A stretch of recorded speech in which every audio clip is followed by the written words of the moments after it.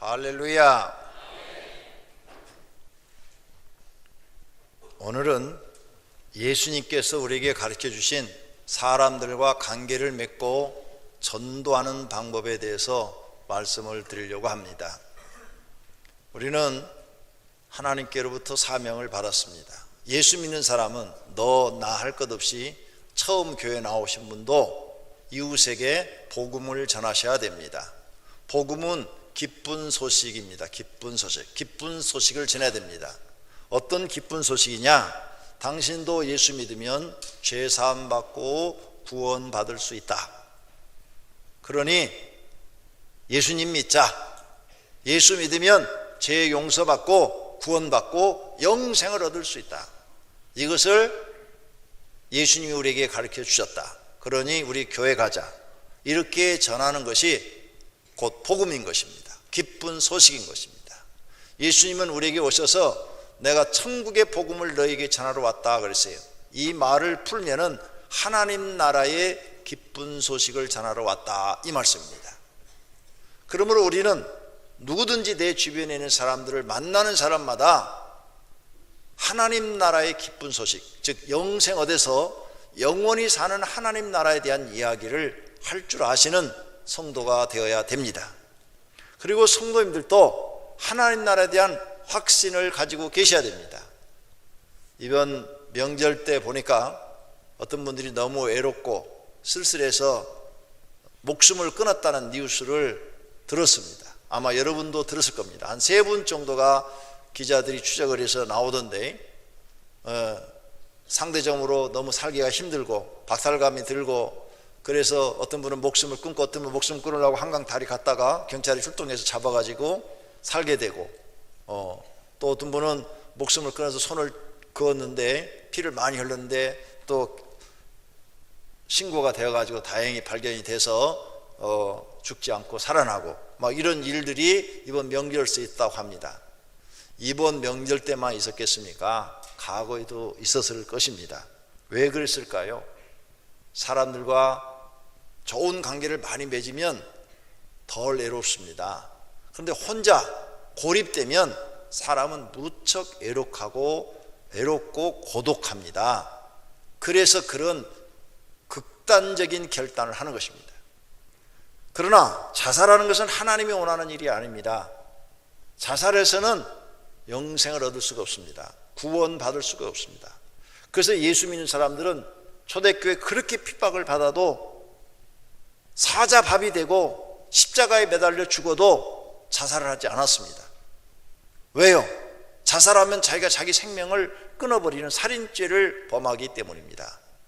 그래서 자살하지 않고 그 고통과 고난을 다 받고 순교했던 것입니다. 왜 순교를 했느냐? 예수님이 말씀하신 하나님 나라가 있기 때문입니다. 죽지 않고 영원히 사는 하나님 나라가 있기 때문에 그 기쁜 소식을 믿기 때문에 그들은 기꺼이 고난을 받고 순교할 수 있었던 것입니다. 오늘 이 사실을 우리는 성경을 통해서 배우고 사랑하시는 성도님들도 하나님 나라를 분명히 믿고 그 기쁜 소식을 전할 수 있는 믿음의 사람들이 되시기를 바랍니다. 사람은 혼자 살면 외롭습니다.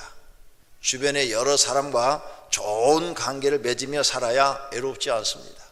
이번에 그렇게 극단적인 하신 분들도 주변에 친구가 많고 이웃 사람과 좋은 관계를 맺었으면 혼자 있지 않고 이웃집에 가서 놀러 가서라도 같이 시간을 보내고 그랬더라면 그런 극단적인 생각을 안 할 것입니다. 그런데 이웃과 좋은 관계를 맺는 방법을 모르기 때문입니다.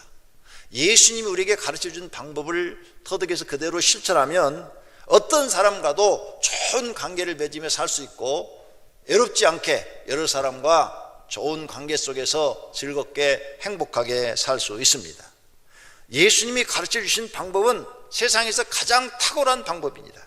그래서 우리는 예수님을 좋아하고 예수님의 말씀을 진리라고 믿는 것입니다.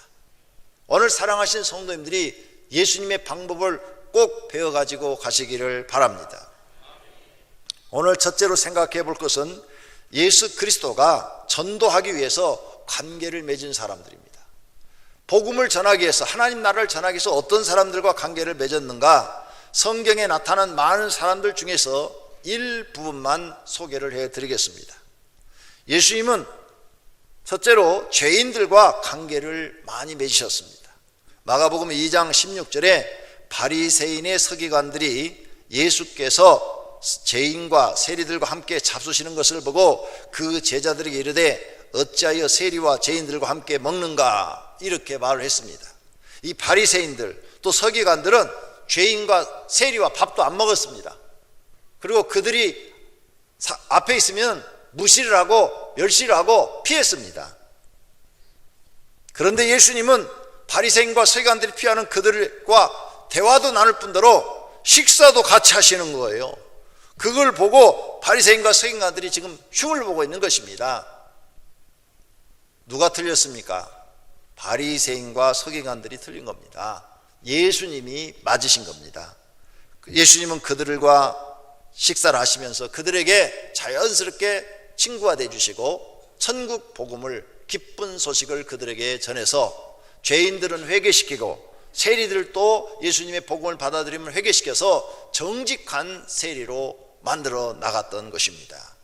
이것이 그리스도인들이 해야 될 일입니다. 예수님처럼 우리는 세상 사람들이 죄인이라고 취급하고 무시하고 멸시하는 사람을 찾아가서 그들에게 그리스도의 사랑을 주고 그들과 좋은 관계를 맺고 그들을 바르게 하고 그들을 회개시키고 하나님 앞으로 인도해서 구원받게 하는 일이 우리가 해야 할 일인 줄로 믿습니다. 두 번째로 예수님은 욕먹는 사람과 식사를 같이 하셨습니다. 누가복음 19장 2절에 삭개오라 이름하는 자가 있으니 세리장이요 또한 부자라 그랬습니다. 이 삭개오는 여리고 지방에서 욕먹는 사람입니다. 이때 이 세리장은 세금을 거둔 사람이 제일 높은 사람이고 그 세금을 거둬서 노마에게 상납하기 때문에 백성들이 제일 싫어하는 사람입니다. 매국노처럼 취급하는 그런 사람이에요. 그가 만약 떳떳한 사람이었다면 자기 부하들을 데리고 예수님이 여리고 오신다고 그랬으니까 나가서 정중하게 맞아서 자기 집으로 초청을 했을 것입니다. 근데 자기가 가면 사람들이 막 비난을 하니까 숨어가지고 돌 감람나무 위에 올라갔습니다. 돌 감람나무 위에 올라가지고 그 위에서 예수님이 지나는 걸 이렇게 보고 있다가 예수님이 자기를 알아보고 삭개오야 내려오라, 내가 오늘 너희 집에 유하해야 되겠다 하셔서 제자들을 데리고 모든 사람들이 욕하고 비난하는 이 집에 찾아가서 식사하시고 그 저녁에 그 집에서 주무시고 이런 천국 복음을 그들에게 전했던 것입니다. 그러자 이 삭개오는 회개를 하고 재산의 절반을 팔아서 가난한 사람들에게 나눠주겠다고 그러고 남의 걸 토색한 것이 있으면 4배로 갚겠다고 그러고 이런 회개의 역사, 즉 새 사람이 되는 역사가 일어났습니다. 오늘 우리는 우리 주변에 이런 사람들도 찾아가서 그들에게 하나님 나라를 전해야 될 줄로 믿습니다. 그 다음 예수님은 간음한 여자를 만나게 됩니다. 서기관들과 바리새인들이 간음 중에 잡힌 여자를 데리고 와서 예수님, 모세 법에는 돌로 쳐 죽이라고 그랬습니다. 어떻게 할까요? 모세 법대로 죽일까요? 어떻게 할까요? 예수님이 죽여라 그러면 이 불쌍한 여자가 죽고, 죽이지 말라 그러면 저 바리새인들이 당신은 하나님이 주신 모세 법을 어겼으므로 당신이 잘못된 사람이라고 말할 것 같고, 이렇게 할 수도 저렇게 할 수도 없는 상황이 벌어졌습니다. 그때 예수님은 그들에게 말을 했습니다. 죄 없는 자가 돌을 들어서 쳐라. 그랬더니 모두가 다 돌을 내려놓고 다 가버렸다는 거예요. 다 사라져버렸다는 거예요. 예수님이 볼 때는 그 돌로 쳐 죽이라고 말하는 서기관과 바리새인들이 이 간음한 여자보다 더 큰 하나님 앞에 죄를 범하고 있는 거예요. 하나님의 말씀을 불순종하고 거역하고 온갖 못된 짓은 다 하면서 이 여자의 죄만 묻는 거예요. 가증스러운 거죠. 그런데 단 한마디로 그들의 죄를 꼬집어서 말했던 겁니다. 부끄럽게 만들었던 거예요. 죄 없는 자가 돌을 들어 쳐라. 죄 없는 자가 있을 수가 없죠. 그래서 결국은 돌을 내려놓고 다 갔습니다. 예수님은 이 여인을 용서해 주었습니다. 나도 너를 정죄하지 않으니 가라. 이 이후로 이 여인은 예수님의 제자가 됐답니다. 평생을 따라다니면서 예수님한테 헌신을 했대요. 좋은 사람으로 바뀐 겁니다. 훌륭한 사람으로 바뀐 거예요. 우리는 이렇게 우리 주변에 있는 수많은 사람들을 만나서 예수님처럼 하나님 나라의 복음을 전하고 죄 용서함 받고 구원받을 수 있다는 것을 전하는 전도자가 되어야 할 줄로 믿습니다. 또 더 놀라운 사건이 요한복음 4장 5절 이하에 기록이 됩니다. 결혼을 6번 한 여자. 아니 요즘 처녀들은 한 번도 못 가가지고 40살 된 처녀가 있는데 이 여자는 결혼을 6번 했대요. 6번. 남편이 지금 6번째 남편하고 살고 있는 거예요. 그래서 예수님이 이런 말합니다. 옳도다. 내가 남편 5이 있었으나 지금 있는 자는 내 남편이 아니니 내 말이 참되도다. 아무도 이 여자를 상대해 주지 않습니다. 그런데 예수님은 이 여자에게 천국 복음을 전하고, 그리고 이 여자가 예수님을 만나서 이제 메시아를 만났다고 너무 기뻐가지고 막 동네로 들어가서 막 소리를 질러갖고 메시아를 만났다 하고 동네 사람들을 다 데리고 나와가지고 예수님의 복음을 듣게 만들었습니다. 6번이나 결혼할 정도면 이 여자의 인생이 얼마나 힘들었겠습니까? 모든 여자들은 한 번만 결혼하기를 원합니다. 그런데 2번, 3번, 4번, 5번 했다는 것은 그만큼 살기가 힘들었다는 겁니다. 살기가 쉬운 사람이 누가 이렇게 하는 사람이 있겠습니까? 한 명도 없습니다.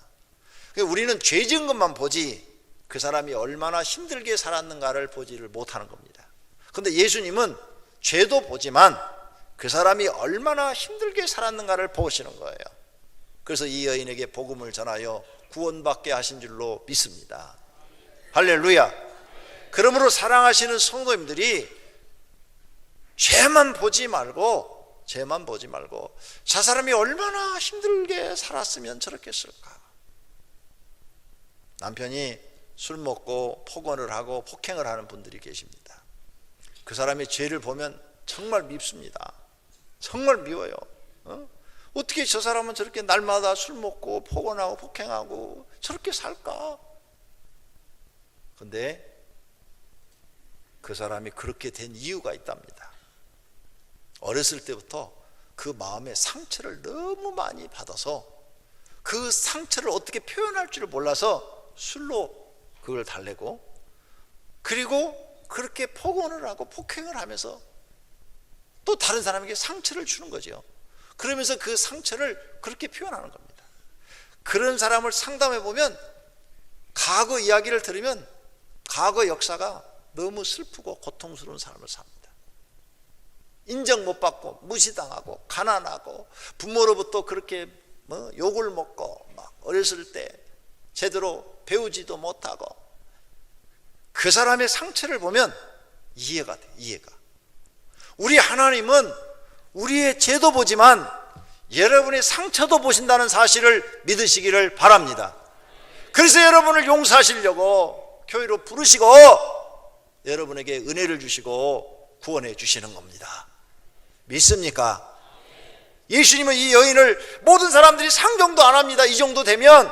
그래서 이 여인은 한낮, 이스라엘은 더운 시간에 물길로 가지 않아요. 왜? 너무 더우니까 가지 않는데 이 여인은 시원한 시간에 물을 길러 갈 수가 없어요. 우물가로. 왜? 사람들이 손가락질하고, 여자인데도 여자를 이해를 못하고 막 흉을 보니까 도저히 갈 수가 없어서 혼자 그 더운 낮에 우물가로 갔다가 예수님을 만난 거예요.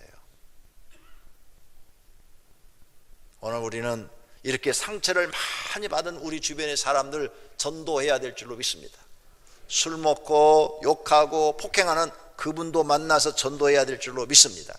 그분을 여러분이 이해하시고 기도해 주시고 주님 앞으로 끌고 와서 그가 주님을 만나서 변화되어 새 사람 되도록 노력하여야 될 줄로 믿습니다.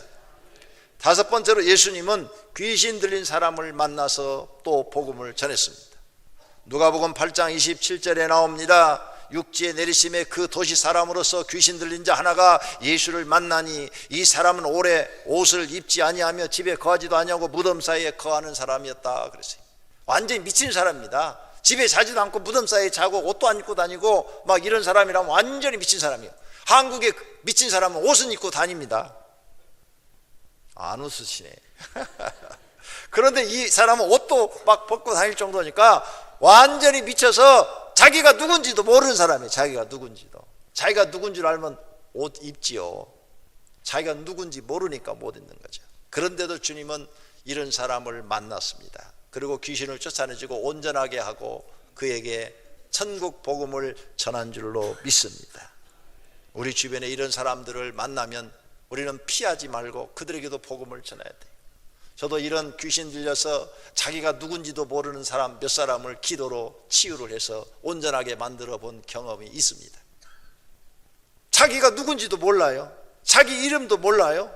완전히 미쳐가지고 소대변도 구분을 못 해내요. 그래도 하나님이 역사하시니까 깨끗이 낫는 것을 보았습니다. 할렐루야. 그리고 그 사람이 하나님 앞에 서서 예배드리고 찬양하는 모습을 봤어요. 이런 사람 우리 만나면 무시하지 말고 우리는 그들을 기도해 줘야 되고 복음을 전해야 될 줄로 믿습니다. 또 예수님은 문둥이 집에 가셨어요. 마가복음 14장 3절에 예수께서 베다니 문둥이 시몬의 집에서 식사하실 때 문둥이 집에서 식사를 했어요. 여러분 문둥이 보셨습니까? 못 보셨죠? 눈썹이 빠진 사람이 문둥이에요. 눈썹이 없는 사람. 요즘 여자들 문둥이 많습니다. 눈썹을 다 그냥 일부러 뽑아버렸대요. 화장 안 했을 때 보면 문둥이가 많아요. 근데 화장하고 나면 다 또 문둥이 아니에요. 정상적인 사람이에요. 어떤 사람은 눈썹이 마음에 안 든다 뽑아버리고 거기다가 다시 이렇게 문신을 새겨놨대요. 문신을. 독하긴 독해요. 어떻게 그 눈썹 그 아픈 데다가 그 문신을 새겨서 눈썹을 만들어요? 오늘 나갈 때 자세히 눈썹을 보세요. 어떤 사람은 그리고 다녀요. 근데 저는 문둥이를 봤는데 코가 썩어가지고 구멍이 뻥 뚫려 있습니다. 아우, 막 코가 없고 구멍만 뻥 뚫리는 걸 보니까 무섭더라고요. 막 무서워. 그래서 손가락이 다 잘려져 있어. 없어. 썩어가지고 나가가지고 손이. 그리고 이런 데가 막 썩어 있어요. 정말 못 보겠더라고. 막 속에 먹은 게 막 다 넘어올라오고 그래요. 그런데 예수님은 그들을 만나셨어요. 그리고 그들에게도 복음을 전하고 그들을 치료하는데 그 집에 가서 식사도 같이 했대잖아요. 마주 앉아서. 예수님은 이렇게 한 영혼을 살리기 위해서 어떤 자리든지 마다하지 않고 사람들과 만난 줄로 믿습니다. 여러분 전도하시려면 이런 분들한테도 우리는 복음을 전해야 돼요. 그런데 여러분 소록도에 가면 이 문둥이들이 우리보다 신앙생활 더 잘하는 거 아십니까? 우리는 그들을 쫓아갈 수가 없습니다. 그들의 믿음 우린 반도 안 돼요. 여러분이 건강하니까 더 하나님 더 잘 믿어야 되잖아요. 근데 그분들이 믿는 것은 우리는 그분들의 신앙을 못 쫓아가요. 정말 하나님을 잘 믿습니다. 그들에게 복음이 들어가서 하나님의 은혜가 가지고 구원받고 하나님 백성이 되니까 우리보다 천국에서는 더 상급이 많습니다. 무시하지 말고 이런 분들 만나서 관계를 맺고 복음을 전하시기를 바랍니다. 예수님은 보수적인 바리새파 사람도 함께 하셨어요. 바리새파 사람들은 예수님 막 무시하잖아요. 그런데 예수님이 누가복음 11장 37절에 보니까 예수님께서 말씀하실 때 한 바리새인이 자기와 함께 점심 잡수시기를 청함으로 들어가 앉으셔서 같이 잡수셨대잖아요. 자기를 비방하고 자기를 무시하는 이 바리새파 아주 보수적인 사람, 우리 주변에 보면 아주 보수적인 사람 많습니다. 그런 사람에게도 우리는 가까이 가서 관계를 맺고 복음을 전해야 될 줄로 믿습니다. 또 8번째는 예수님은 가난한 자와 병신들과 소경과 함께 하시면서 그들에게 복음을 전하셨어요. 누가복음 14장 21절에 가난한 자들과 병신들과 소경들과 저는 자들을 데려오라 하시며 그들을 치료해 주시고 그들에게 복음을 전하신 줄로 믿습니다. 또 9번째로는 로마의 군인한테 복음을 전하셨어요. 마태복음 8장 13절입니다. 예수께서 백부장에게 이르시되 가라 내 믿은 대로 될지어다 하시니 그 즉시 하인이 나니라. 군인은 아주 강합니다. 이 사람은 이스라엘 사람도 아닙니다. 로마 사람입니다. 그런데 예수님은 만나줬어요. 강하고 이방 사람인데도 만나줬어요. 그리고 그의 기도를 들어서 하인을 치료해 주시고 그에게 복음을 전하신 줄로 믿습니다. 할렐루야. 우리는 아주 군인들도 만나서 복음을 전해야 됩니다. 깡패도 만나서 복음을 전해야 돼요. 그러면 깡패가 예수 믿고 구원받고 은혜를 깨달으면 그 일을 버리고 선하고 의로운 사람이 될 수 있습니다. 10번째로는 이방 여자도 만나 주었어요. 마가복음 7장 26절에 보니까 그 여자는 헬라인이요 즉 이방인이다 그 말이에요. 유대인이 아니다는 거죠. 수로보니게 족속이라 자기 딸에게서 귀신 쫓아내 주시기를 간구했는데 그를 만나서 귀신을 쫓아내 주신 줄로 믿습니다. 이렇게 예수님은 계층을 가리지 않고 사람을 만나줬어요. 그러면 이렇게 가난한 사람만 만나주고 부자는 안 만나줬느냐? 아니요, 부자도 만나줬어요. 마태복음 27장 57절입니다. 저물었을 때 아리마대 부자 요셉이라는 사람이 왔으니 그도 예수의 제자라. 예수님의 제자 중에 12제자는 아니지만 제자 중에 부자 요셉이 있었다는 거예요. 요셉 부자도 만나서 그들과 관계를 맺고 복음을 전하여 제자로 만드신 줄로 믿습니다. 또 강도도 있었어요. 강도, 예수님과 함께 십자가 위에 달려있는 강도.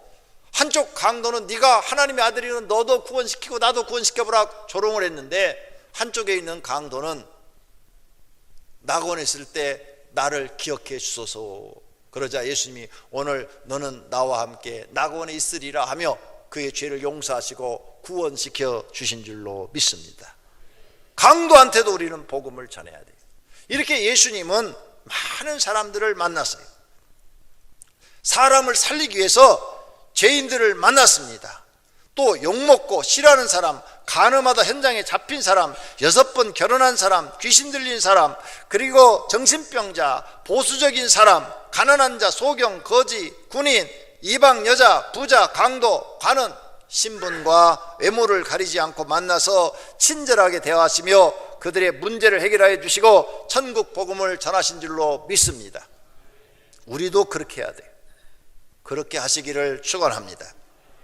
두 번째로는 우리들은 어떻게 사람과 관계를 맺는가 하는 것입니다. 우리는 사람과 관계를 맺을 때 보면 첫째, 자기가 좋아하는 사람만 만나요. 내가 좋아하는 사람, 저 사람이 날 좋아하는 건 관계치 않고 내가 좋아하는 사람, 저 사람이 날 좋아해도 내가 싫어하는 사람은 안 만나줘요. 자기에게 유익이 있는 사람을 만나요. 착한 사람 만나요. 자기 취향에 맞는 사람, 자기 말을 잘 듣는 사람, 자기를 잘 이해해주고 받아주는 사람, 이런 사람을 만나고 그 사람들에게만 전도를 하려고 그래요. 근데 그런 사람이 몇 명 안 돼. 많았으면 좋겠는데 그런 사람을 찾으려니까 별로 없어. 그래서 친구가 몇 명이 안 되는 겁니다. 이것을 자세히 관찰해 보면 굉장히 이기적인 관계입니다. 자기밖에 모르는 거죠. 이런 생각을 갖고 있는 게 사람의 생각입니다. 만약 예수님이 이렇게 이기적인 관계를 가지고 사람들을 만났더라면 구원받을 수 있는 사람이 몇 사람이나 될 수 있었을까요? 만약 이런 이기적인 마음으로 예수님이 우리를 만났다면 우리 구원받을 수 있었을까요? 아마 없었을 것입니다. 그래서 우리는 예수님께 배워야 하는 것입니다. 예수님께 배우면 많은 사람들과 좋은 관계를 맺을 수 있습니다. 이렇게 좋은 관계를 맺으려면 역시 예수님의 말씀처럼 내가 죽어야 됩니다. 누가복음 9장 23절 말씀입니다. 아무든지 나를 따라오려거든 자기를 부인하고 날마다 제 십자가를 지고 나를 따를 것이니라. 나를 부인해야 돼요. 내가 없어져야 돼요. 그리고 내게 주어진 십자가 사명 짊어지고 예수님을 쫓아가야 돼요. 이런 신앙이 안 돼 있으면 절대 이런 사람들과 만날 수가 없습니다. 예수님의 말씀은 진리입니다. 우리가 죽어야 시끄러운 소리가 안 납니다. 자신이 죽어야 불평이 안 나옵니다. 자신이 죽어야 하나님의 뜻을 이루지 않고 자신의 뜻을 이루지 않고 하나님의 뜻을 이루어 드리게 됩니다. 오랫동안 신앙생활 하면서 이 말씀 하나를 깨닫지 못하고 불순종하는 사람들이 많이 있습니다. 사람들과 좋은 관계를 맺으려면 자기를 부인하고 자기 십자가를 지고 예수님을 따르십시오. 그리하면 예수님께 칭찬도 받고 상급도 받을 것입니다. 자기 마음에 들지 않는다고 원망 불평하지 마시기를 바랍니다. 자기를 죽이고 십자가를 지고 예수님의 말씀처럼 실천해 보시기를 바랍니다. 교회 나오는데 마음에 안 드는 사람이 있습니까? 그 사람 보기 싫습니까? 여러분이 안 죽어서 그런 겁니다. 가족들이 다 모였는데 마음에 안 드는 사람이 있어요. 그 사람 때문에 거기 가기 싫습니까? 여러분이 안 죽어서 그렇습니다. 여러분이 죽어야 됩니다. 죽어서 거기서 가서 그 사람에게 여러분이 더 잘해 줘야 됩니다. 주섬대사를 행하셔야 돼요. 그 사람한테 더 잘해서 그 사람 마음을 감동을 시켜서 그 사람이 내 마음을 따라주도록 만드셔야 됩니다. 그게 예수 믿는 사람이 하는 거예요. 불만 불평이 많습니까? 가족들과 모여 있는데 불만 불평이 많습니까? 여러분이 안 죽고 살아있어서 그러는 거예요. 예수님이 자기를 부인하고 자기 십자가 지고 나를 쫓으라 했는데 이 말씀 하나를 안 지키고 있는 거예요. 계속 자기 고집대로만 사는 거예요. 자기 마음에 드는 대로만 행동하려고 그러는 거예요. 제가 어른이 돼서 깨달은 게 하나 있어요. 세상은 그렇게 살면 실패한다는 걸 깨달았어요. 어른이 돼서 깨달은 것은 아무리 하기 싫어도 해야 될 일이 있더라.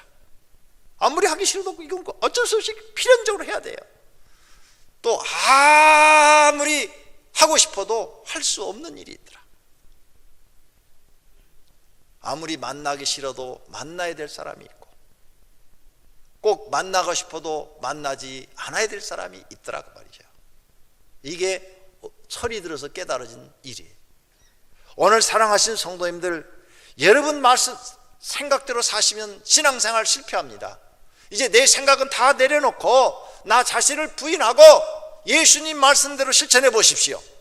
그러면 여러분은 모든 사람과 좋은 관계를 맺고 칭찬받는 사람이 될 줄로 믿습니다.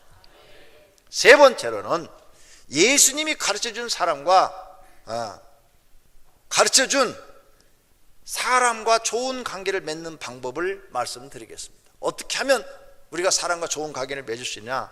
조금 전에 말씀드린 것처럼 나를 부인하고 그 다음에 자기 십자가를 지고 사람과 관계를 맺어도 좋지만 우리에게 너무너무 좋은 말씀을 주신 것이 있습니다. 주는 사람이 되라는 겁니다. 주는 사람. 누가복음 6장 38절입니다. 주라, 그러면 너에게 줄 것이니 곧 후히 되어 누르고 흔들어 넘치도록 하여 너에게 안겨주리라. 너희 헤아리는 그 헤아림으로 너희도 헤아림을 도로 받을 것이니라. 주는 사람이 되라. 주는 사람. 주라. 자꾸 남에게 주라. 가난해도 줘라. 받으려 하지 말고 자꾸 주는 사람이 되라. 주는 것을 배우셔야 됩니다. 가난해도 자꾸 주는 사람은 주변에 좋은 사람들이 많이 따릅니다. 사람과의 관계가 좋아지기 때문입니다. 그러면 하나님께서 후히 되어 누르고 흔들어 넘치도록 하여 너에게 안겨주리라. 이 말씀을 여러분이 믿음을 한번 실천을 해봐야 됩니다. 남한테 줄 때 헤아리지 마라. 네가 만약 헤아린다면 하나님도 너를 줄 때 헤아려 줄 것이다. 이 말이에요. 정말 이걸 배우셔야 됩니다. 저는 이 말씀을 실천해 봤어요. 수십 번, 수백 번 실천해 봤어요. 그랬더니 정말 하나님께서 후하게 주시는 것을 경험해 보았습니다. 사랑하신 성도님들, 좋은 관계를 맺는 방법, 모르는 사람과 좋은 관계를 맺는 방법, 주는 사람이 되는 겁니다. 회사 가서도 내가 저 사람 사귀고 싶다. 그러면 여러분이 먼저 주면 돼요. 조그마한 선물 하나 주면 돼요. 주면 그 사람이 저 사람이 왜 나한테 선물을 주지? 두 번 줘. 기억해요. 세 번 주면 더 잘 기억해. 그 사람이 미안해서 자기도 뭘 조그만 커피라도 한 잔 사줍니다. 이렇게 주는 사람, 사람과의 이 관계를 맺는데 굉장히 좋아요. 이걸 가장 잘 사용하는 게 보험 설계사들입니다. 그 사람들은 항상 좋아요. 그래서 결국은 미안해갖고 하나 들어줘. 항상 받으니까 미안하잖아요. 그래서 하나 들어줘. 아주 잘 써먹고 있어요. 우리 전도할 때도 이걸 써먹어야 돼. 자꾸 주면 그 사람 미안해서 그래 교회 가줄게 그리고 따라와줘야. 그리고 은혜 받으면 예수 믿고 구원받게 되는 줄로 믿습니다. 두 번째는 섬기는 자가 되라는 거예요. 이건 여러분이 잘 아시죠. 마태복음 23장 11절입니다. 너희 중에 큰 자는 너희를 섬기는 자가 되어야 하리라. 나를 낮추고 항상 상대방을 존중하고 잘 이렇게 섬기는 사람이 돼야 돼요. 제가 어떤 드라마인가 뭘 이렇게 보는데 이런 여자 직원이 있더라고요. 회사에서 여자분한테 나 커피 한 잔만 빼다 줘. 그러니까 내가 커피 뽑으려고 이 회사에 들어왔어요? 대리님이 가서 뽑아 잡수세요. 손이 없어요? 발이 없어요? 이렇게 말을 하더라고. 굉장히 똑똑하죠. 근데 저는 똑똑하게 들리지 않고 이렇게 들리더라고요. 되게 차갑다. 쌀쌀맞다. 아이고 저런 여자하고 살면은 맨날 얻어 터져서 살 맛이 없겠다. 그렇게 생각이 들더라고요. 그런데 반대로 뽑아달라 안 했는데도 출근하자마자 커피 뭐 뽑아다 드릴까요? 그리고 막 뽑아다 주는 사람이 있어요. 그런 사람은 호박같이 생겼어도 참 마음이 착하다. 아이고 저렇게 사람이 서비스가 좋고 친절하면 아이고 저런 여자하고 살아야 편하겠다. 이런 생각이 들어요. 저는 그걸 보고 제가 목사님들 만나면 내가 커피 뽑아 드립니다. 제가 사고 제가 이렇게 갖다 드려요. 그러면 우리 노예 목사님들이 저한테 그러더라고. 깜짝 놀랐대요. 아니 자기들이 가면 목사님은 비서가 다 해줄 줄 아는데 목사님이 막 손수 막 주스 갖다 주고 막 커피 가지고 막 주는 거 보고 저렇게 큰 교회 목사도 저런 걸 하나? 이런 생각을 가졌다고 노예 목사들이 나한테 그러더라고요. 자랑하려고 한 얘기가 아닙니다. 섬기라는 겁니다. 할렐루야. 섬기는 사람이 더 사랑받습니다. 섬겨야 사람들과 좋은 관계를 맺을 수가 있다 그 말입니다. 할렐루야. 그 다음에 예수님이 우리에게 가르쳐주는 것은 대접하라는 겁니다. 대접하라. 마태복음 7장 12절입니다. 그러므로 무엇이든지 남에게 대접을 받고자 하는 대로 너희도 남을 대접하라. 이것이 율법이요 선지자니라. 제가 청년 때 전도사 때 이 말씀을 준비하는 가운데 은혜를 받았습니다. 이 말씀은 마태복음 5장 6장 7장 말씀인데 이 마태복음 5장 6장 7장은 예수님의 설교입니다. 산상수훈이라는 설교인데 예수님의 일생에 하신 말씀을 요약해서 설교하신 겁니다. 그래서 예수님이 전한 말씀 중에 가장 진리가 그 안에 딱 함축되어 있는 말씀을 산상수훈이라 그럽니다. 근데 그 말씀 중에서도 성경학자들이 이렇게 써놨어요. 황금률 이렇게 써놨어요. 황금률. 그 산상수훈 중에서도 최고의 말씀이 바로 이 말씀이라는 거예요. 그리고 해석을 이렇게 놨어요. 하나님께 대접받고 싶으냐? 네가 먼저 하나님 대접하라. 부모님한테도 대접받고 싶으냐? 네가 부모님 대접하라.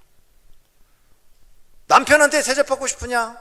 네가 남편을 진심으로 대접해봐라. 아내한테 대접받고 싶으냐? 네가 아내를 대접해봐라. 그러면 아내도 너를 대접한다. 회사 가서 상사한테 내가 대접받고 싶으냐? 항상 상사를 네가 대접해라. 그러면 그 상사도 너를 대접해 준다. 네가 대접받고 싶으면 대접받으려 하지 말고 먼저 대접하는 사람이 되라. 그 사람에 대해서 비방하거나 헐떡거거나 욕하지 말고 항상 존중해주고 대접해주는 사람이 되라. 그러면 그 사람도 너를 대접해준다. 황금률이라는 거예요. 이거 하나만 배워도 세상에 나가서 모든 사람과 좋은 관계를 맺을 수 있고 성공할 수 있대요. 그래서 자기 윗사람을 자꾸 대접하면 윗사람이 대접을 받으니까 저 사람은 윗사람을 섬길 줄 아는구나. 윗사람을 대접할 줄 아는구나. 이렇게 해서 승진시키고 무슨 좋은 일이 있을 때 제일 먼저 그 사람 탁 이름을 넣어준다는 거예요. 황금률이라는 거예요. 황금률. 하나님이 날 대접해서 하나님이 내게 큰 은혜를 주고 내게 큰 축복을 주기를 원하면 하나님 대접해봐라. 하나님을. 너 하나님을 얼마나 대접했느냐? 다윗처럼 하나님을 대접해봤느냐? 아브라함처럼 하나님을 대접해봤느냐? 네가 대접받고 싶으면 먼저 대접을 하라. 황금률이래요. 황금률. 저는 그때부터 이걸 배워갖고요 실천하기 시작했어요. 너무 그때 막 마음에 이 말씀을 읽는데 감동이 왔어요. 감동. 아, 맞아. 난 앞으로 인생을 이렇게 살아야지. 그래서 그때부터 대접하기 시작했어요. 그랬더니 하나님이 나한테 많은 대접을 주시기 시작했어요. 대접이라니까 시장에 가서 또 큰 대접 사올까 걱정이 되는데 그 대접이 아닙니다. 사람을 정말로 사랑하고 존경하는 마음으로 대접해라. 이것도 나를 낮춰야 가능한 일입니다. 제가 많은 친구들을 사귀었습니다. 근데 어떤 친구는 내가 커피를 10번을 사도 한 번도 안 사요. 밥을 10번을 사줘도 한 번도 안 사. 100번을 사줬는데도 한 번도 안 사. 내가 지금까지 그 친구한테 한 번도 얻어먹은 기억이 없어. 근데 성공하지 못하더라고요. 그 사람은 지금 성공하지 못했어요. 나는 만나면 항상 호구예요, 호구. 항상 사요, 항상.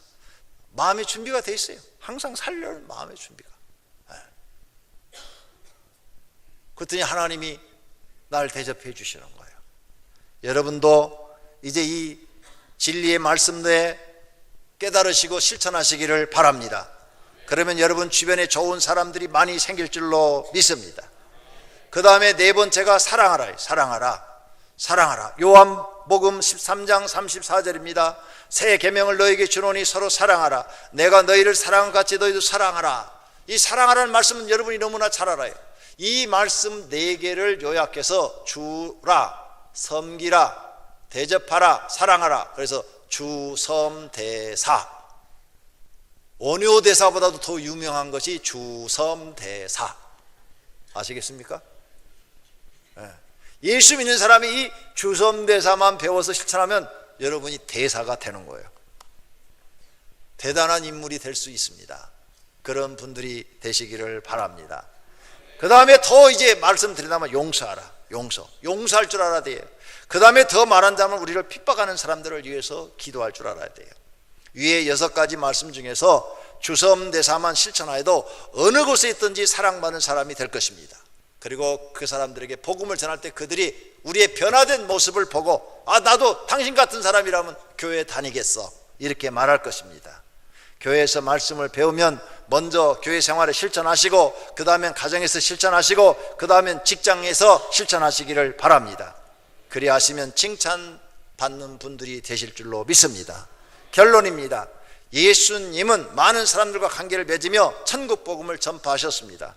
그리고 사람들과 빠르게 관계 맺는 말씀도 하여 주셨습니다. 주섬대사를 실천하시면 많은 사람들과 좋은 관계를 맺을 수 있습니다.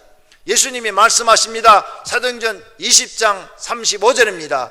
또 주 예수께서 친히 말씀하신 바 주는 것이 받는 것보다 복이 있다 하심을 기억하여야 할지니라. 예수님을 믿는 사람들은 주는 자가 되어야 복을 받습니다. 기도로 복을 빌어주는 것도 주는 것입니다. 좋은 말을 해주는 것도 주는 것입니다. 덕담이라고 그러지요. 그것도 상대방한테 좋은 걸 주는 겁니다. 넓은 마음으로 이해하고 용서해 주는 것, 그것도 주는 것입니다. 사랑을 주는 것, 그것도 주는 것입니다. 돈만 꼭 주는 게 아닙니다. 천국 복음을 전하는 것도 우리가 너무너무 좋은 걸 그들에게 주는 것입니다. 또 물질로 도움을 주는 것, 그것도 주는 것입니다. 예수 믿는 사람들이 받기만 하는 사람이 되면 믿음이 자라지 않습니다. 항상 도움만 받으려는 사람이 됩니다. 그런 사람은 하나님이 복을 준다고 성경의 구절에 약속한 적이 없습니다. 받기만 좋아하는 사람은 성경의 어느 구석에도 복을 준다, 이 말씀이 한 구절도 나오지 않습니다. 그러니까 주는 자가 되어야 복을 받는 것입니다. 그래서 우리는 주섬대사를 실천해야 합니다. 모든 성도는 예수님의 가르침대로 주섬대사를 실천하여 많은 사람들에게 주는 사람이 되시고 복 있는 분들이 되시기를 축원합니다. 축원합니다. 오늘 말씀을 생각하며 통성으로 기도하십시다.